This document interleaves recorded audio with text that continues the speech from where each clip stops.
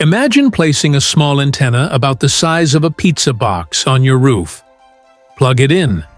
No complicated alignment. No need to search for a satellite. A few minutes later, you have internet access. In the middle of a desert, on the deck of a ship in the middle of the ocean, or in a disaster zone. That is Starlink. And the strange part is not that it works.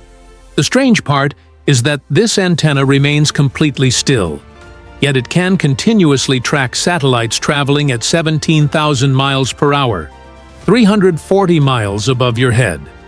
Inside it is a technology that once existed only in military radar systems and guided missiles.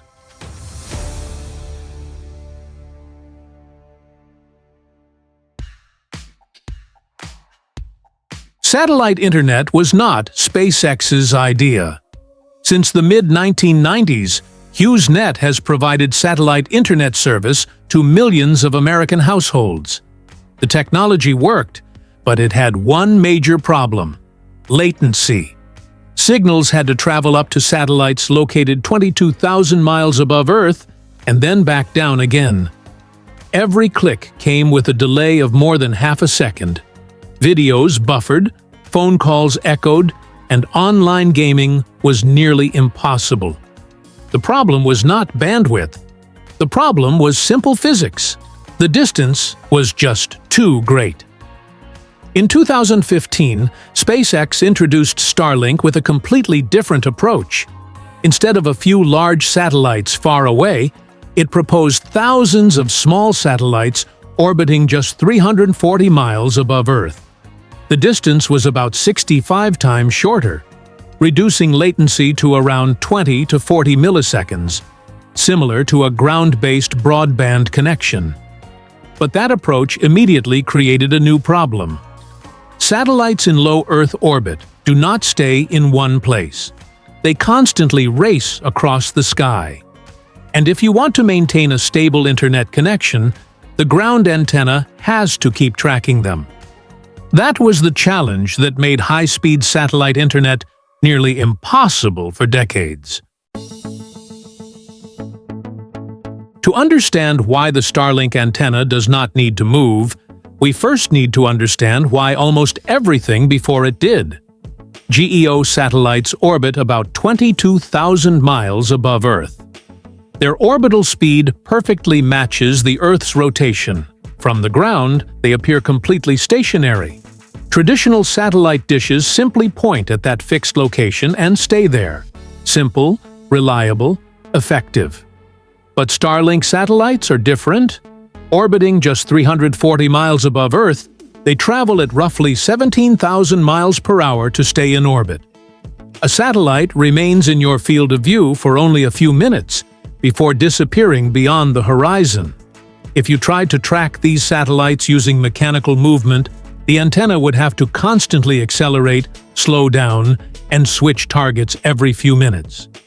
And as soon as one satellite disappeared, it would need to immediately locate and lock onto the next one. From an engineering standpoint, that is possible.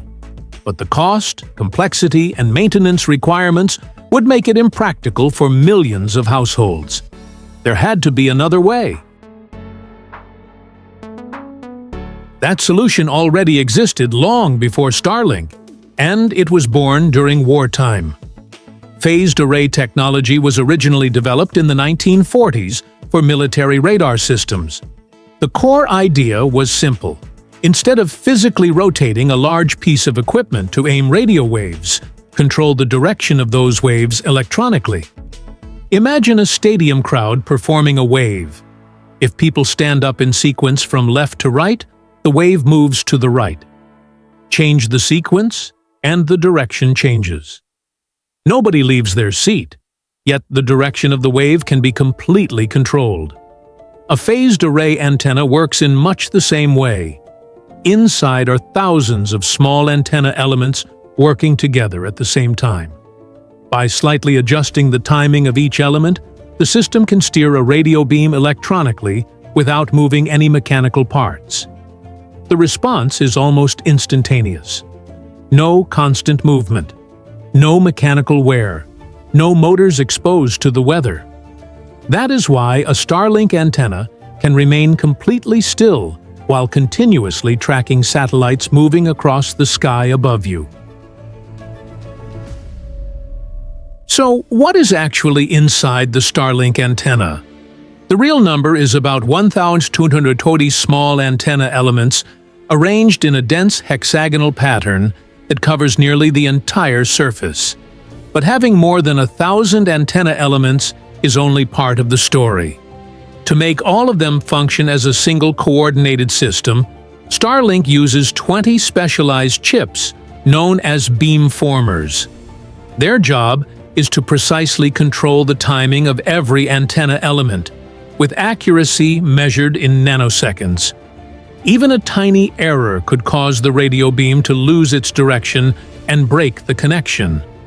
Built-in GPS continuously calculates the antenna's location. Meanwhile, the software compares that position with satellite orbit data to determine exactly where each satellite is in the sky.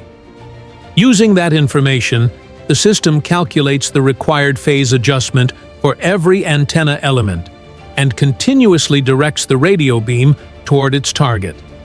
All of this happens automatically, continuously, and in complete silence. There is also a small detail that most people never notice. The antenna includes a built-in heating system that can melt snow and ice, allowing it to operate reliably in temperatures as low as -30 degrees Fahrenheit. Because the internet is not supposed to stop working just because it starts snowing. Now that we understand how the antenna works, where does the data actually go? When you press play on a video, the signal travels from your device to your router, and then to the Starlink antenna on your roof. There, the digital data is converted into radio waves and transmitted to a satellite orbiting about 340 miles above Earth. The satellite receives the signal and then has two possible paths. It can send the data directly to the nearest ground station, which is connected to the global internet infrastructure. Or it can pass the data to another Starlink satellite using laser links before eventually sending it back down to Earth. The route depends on location and network conditions at that moment. The entire round trip typically takes just 20 to 40 milliseconds. In the time it takes you to blink, your data may have already completed dozens of journeys like this. For comparison, traditional GEO satellite internet often requires more than half a second to complete the same trip. And on some very long routes, transmitting data through Starlink's satellite network and laser links can even produce lower latency than certain undersea fiber optic routes. There is still one question we haven't answered. If each satellite remains in view for only a few minutes before disappearing beyond the horizon, what happens when it leaves? Does your connection get interrupted? No. And this is where things get interesting.